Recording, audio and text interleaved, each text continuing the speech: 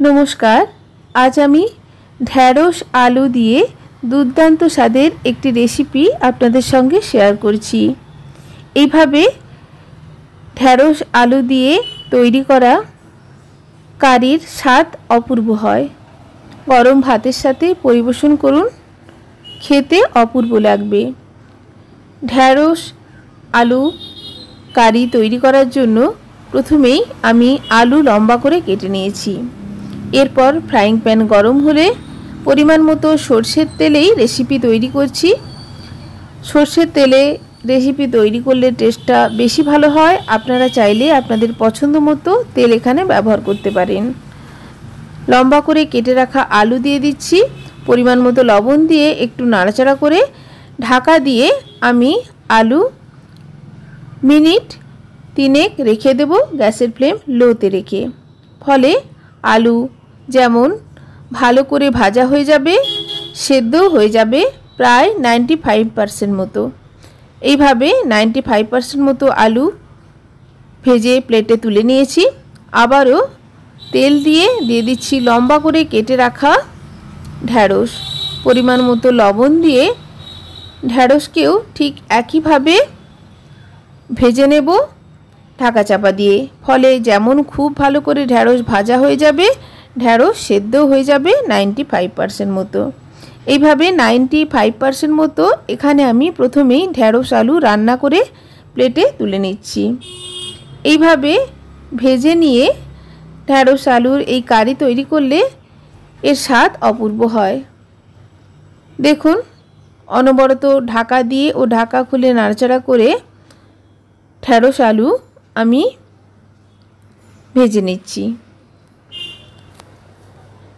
এইভাবে ভাজা হয়ে গেলে এরপর আমি একটা মিক্সিং জারে প্রায় 1.5 চামচ মতো পোস্ত নিয়ে নিচ্ছি। এর সাথে দিয়ে দিচ্ছি 1.5 চামচ মতো সাদা তিল। সমপরিমাণ পোস্ত ও তিল পরিমাণ মতো জল ও লবণ অ্যাড করে একটা কাঁচা লঙ্কার সাথে বেটে নেব।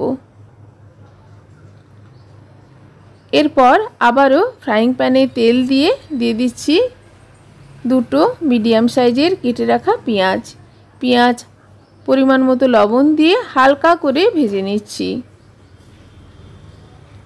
এরপর এখানে আমি একটু রসুন থেতো করে অ্যাড করেছি।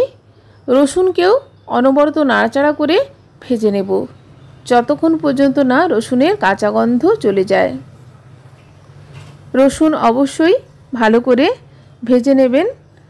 রসুনের কাঁচা গন্ধ থেকে গেলে তরকারির স্বাদ ভালো হবে না, রসুনের একটা কাঁচা গন্ধ পাওয়া যাবে। অবশ্যই রসুনকে ভালো করে ভেজে নিতে হবে। এরপর মিক্সিং জারে বেটে রাখা মশলার পেস্ট দিয়ে দিচ্ছি মিক্সিং জার ধোয়া জল, পরিমাণ মতো হলুদ ও লঙ্কার গুঁড়ো। অনবরত নাড়াচাড়া করে নিচ্ছি মিনিট 2 সময় ধরে। বেশি মশলা কষানোর প্রয়োজন নেই। পোস্ত আর তিল মিনিট 2 এইভাবে নাড়াচাড়া করে নেওয়ার পর ছোট কাপের 1 কাপ মতো জল এখানে দিয়ে দিচ্ছি। বেশি জল ব্যবহার করা যাবে না। গ্রেভি ফুটে এলে ভেজে রাখা আলু ও ঢ্যাঁড়স দিয়ে দেব। যেহেতু 95% মতো ঢ্যাঁড়স ও আলু আগে থেকেই কুক হয়ে আছে, আর ঢাকা দেওয়ার কোনো প্রয়োজন নেই। মিশিয়ে দিতে হবে গ্রেভির সঙ্গে। এরপর গ্যাসের ফ্লেম লোতে রেখে এইভাবে হালকা হাতে একটু নাড়াচাড়া করে নিচ্ছি। ফলে আলু ও ঢ্যাঁড়সের মধ্যে মশলার সুন্দর ফ্লেভার খুব ভালো করে ঢুকে যাবে।